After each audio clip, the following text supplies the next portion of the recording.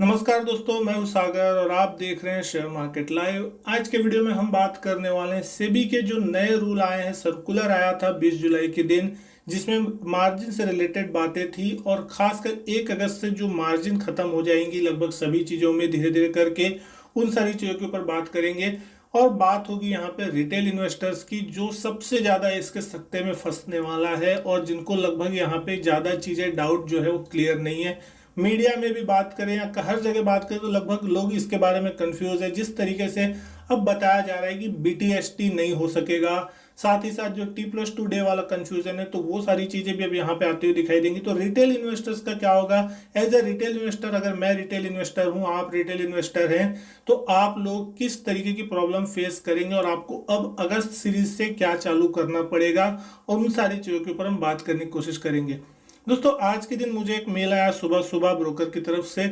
उसमें यह कहा गया है कि जिस तरीके से जो बीटीएसटी सुविधा होती है वो लगभग ब्रोकर जो है वो बंद कर रहे हैं। अब वो 31 जुलाई यानी कि अगस्त से आपको नहीं मिलेंगी।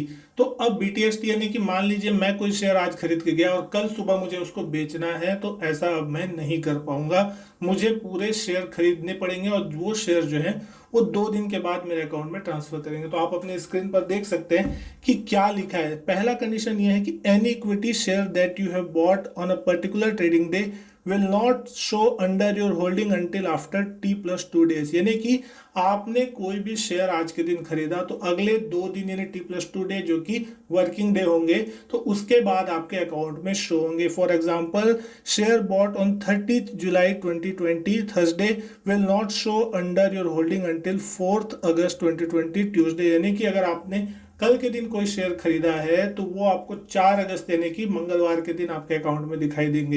यानी कि मान लीजिए अगर कल आपने कोई शेयर खरीदा, आज वो शेयर के भाव 5% ऊपर हो गए, तो आप उस शेयर को नहीं बेच पाएंगे, क्योंकि वो तो शेयर आएंगे 4 तारीख को। अब 4 तारीख तक या तो शेयर वहां पे रुके या आप उसका वेट कीजिए। तो ये आपके ऊपर डिपेंड करता है कि आपका प्रॉफिट आया, लेकिन आप प्रॉफिट बुक नहीं कर सकते।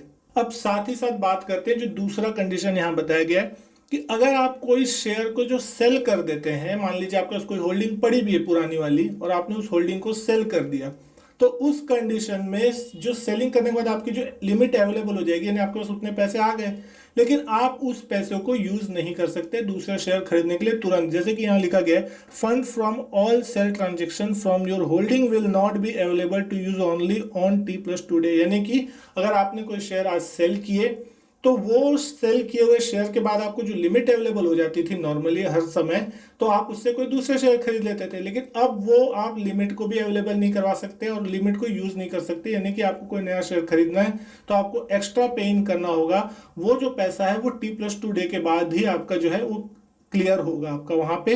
यानी कि एग्जाम्पल से इसको समझाया गया है। In case you sell any share from your holding on 31 July 2020, यानी कि आज के दिन में अगर कोई शेयर सेल कर दिया फ्राइडे के दिन, तो the fund that you have received from the transaction will be available for use only and after 4 August 2020। यानी कि 4 अगस्त के बाद वो जो फंड है वो क्लियर होगा और उस पैसे का यूज मैं 4 अगस्त के बाद कर सकता हूं, तब तक वो पैसा मेरे कोई काम का नहीं है। अब मान लेते हैं कि एक एग्जाम्पल से इसको समझने की कोशिश करते हैं कि आपके पास कोई ऐसा शेयर है जिस शेयर का भाव अच्छा खासा उछल गया, आपने वो शेयर बेच दिया और साथ ही साथ आपको अच्छे खासे पैसे उसमें से मिल गए प्रॉफिट के। अब उसके बदले आपको कोई दूसरा शेयर आज मार्केट में गिरा और अच्छा शेयर आपको सस्ते भाव पे मिल रहा है, तो अब आपके पास पैसा है, लिमिट आ गई, तो आप उससे नॉर्मली शेयर खरीद लेते थे। लेकिन अब आप उस पैसे का यूज नहीं कर सकते, आपको नया शेयर खरीदना है तो आपको नए पैसे डालने होंगे। वो पैसा जो आपका क्लियर होने के लिए गया वो 2 दिन बाद आ गया, तब आप अपने अकाउंट में विड्रॉ करो। लेकिन आम रिटेल इन्वेस्टर्स कितने होते हैं जिनके पास ऐसे पैसे बहुत सारे पड़े होते हैं अकाउंट में, और वो जब चाहे उठा के यहाँ पैसे डाल दे और शेयर खरीदते रहे। भाई वो तो एक शेयर खरीदे, उनको कुछ पैसे आए, फिर उसके बाद वो डालते हैं दूसरे पैसे, उसको यूज करते हैं। तो ऐसा तो दोस्तों हो नहीं सकता ना। और जो चीज यहाँ पे कही जा रही है कि मार्जिन ट्रेडिंग फैसिलिटी, तो दोस्तों मेरे हिसाब से नहीं लगता कि कोई ज्यादा रिटेल इन्वेस्टर ऐसा होगा कि जो मार्जिन का इतना ज़्यादा यूज़ करता होगा, यानी कि जिस तरीके से ब्रोकर्स 10 गुना 20 गुना मार्जिन देते हैं और ये सारी चीज़ों के बारे में बात की जा रही है, तो मैं इस चीज़ के विरोध में नहीं हूँ कि मार्जिन खत्म हो जाएगी धीरे धीरे करके और जो नॉर्मल मार्जिन मिलेगी वही मार्जिन मिलेगी। ठीक है, वो सारी चीज़ें चलती है, लेकिन ये जो चीज़ें रिटेल इन्वेस्टर्स के लिए की गई है ये ज़्यादा प्रॉब्लमेटिक है, क्योंकि आम रिटेल इन्वेस्टर तो छोटा मोटा मार्केट में ट्रेड करता है। अब उसके लिए वो ट्रेडिंग करना भी बहुत ज़्यादा मुश्किल हो जाएगा, क्योंकि उसके पास नया पैसा होगा नहीं। उसका शेयर जो बिक गया वो 2 दिन बाद उसको पैसे मिलेंगे, या अगर शेयर आग खरीद लिया आज तो 2 दिन से पहले वो बेच नहीं सकता। तो ये सारी चीज़ें जो है कंफ्यूजिंग है उन रिटेल इन्वेस्टर्स के लिए जो कि लगातार अब मार्केट में नए आने की कोशिश कर रहे हैं। तो या तो उनको यहाँ से भगाने की कोशिश की जा रही है या फिर उनको इनडायरेक्टली बोल रहे हैं कि आप एफएनडो में आ जाओ। तो यहाँ पे पहली चीज तो सट्टा खत्म करने की बात कही जा रही है, और दूसरा स्टॉक मार्केट में जो कैश मार्केट होता है वो प्योरली इन्वेस्टमेंट के लिए होता है। तो अगर इन्वेस्टमेंट के नाम से छोटे मोटे ट्रेडर्स इन्वेस्टर जो होते हैं वो तो 50 100 200 शेयर खरीदने का काम करते हैं, वो कोई लॉट के लॉट तो खरीदते नहीं। अगर उनके पास इतने ही पैसे होते वो तो सीधा एफएनडो में ही लॉट के लॉट उठाते। लेकिन जो इन्वेस्टर 10,000 20,000 लेके बैठा है, आखिर उसकी यहाँ पे क्या गलती है कि उसको इस तरीके की प्रॉब्लम फेस करनी पड़ रही है। तो दोस्तों, अगर आप एक रिटेल इन्वेस्टर्स हैं तो आपको ये चीज़ का ध्यान रखना होगा 1 अगस्त से आप लोगों के लिए क्या चीज़ बदलने वाली है। अगर आप कोई शेयर खरीदना चाहते हैं तो T+2 डे के बाद ही वो शेयर आपके अकाउंट में क्रेडिट होंगे, और अगर आपने शेयर अपने होल्डिंग के सेल कर दिए तो 2 दिन के बाद ही वो आपका फंड क्लियर होगा। तब तक आप उस फंड को यूज़ नहीं कर सकते, विड्रॉ नहीं कर सकते, और नए शेयर आपको लेने हैं अगर उन पैसे से तो आपको 2 दिन का इंतजार करना पड़ेगा, या फिर आपको अपना नया पैसा अकाउंट में ऐड करना होगा, तब जाके आप उन शेयर्स को अकाउंट से खरीद सकते हैं। तो दोस्तों, ये सारी चीज़ें कंफ्यूजन है। एज अ रिटेल इन्वेस्टर मुझे इस चीज़ों से थोड़ी सी प्रॉब्लम लग रही है।